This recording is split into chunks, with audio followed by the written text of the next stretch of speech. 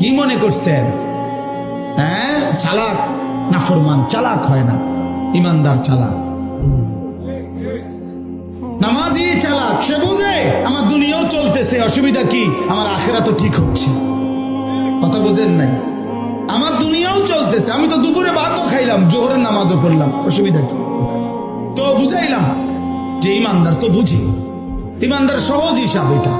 আমার তো দুনিয়া চলতেছে, আমি তো বিয়ে করছি, আমার তো বাচ্চা হয়েছে 4টা, আমার তো ঘর আছে, আমার ঘরেও সোফা আছে, আমার ঘরে ফ্রিজ আছে 2টা, আমার ডাইনিং টেবিল নাই, ডাইনিং টেবিল না, খাট আছে। তো আমার সমস্যা কি? দুনিয়া তো আমার ভোগ করছি আমি, 5 ওয়াক্ত নামাজ আমি জামাতে পড়ছি, আলহামদুলিল্লাহ। সমস্যা কি? আল্লাহকে মাইনা আমি আটকায় গেলাম কোথায়? নাফরমান আগায় গেল কোথায়? আরে বেঈমান, তুই কই আগাইলি?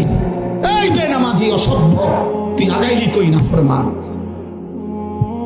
ঘৃণা ছাড়া, লজ্জা ছাড়া আর কি জোগাড় করলি বাপ? তুমি কি আগাইলা? আজকে আমরা যারা 5 ওয়াক্ত নামাজ পড়ছি, আমগো এখন বাজে 10টা 2।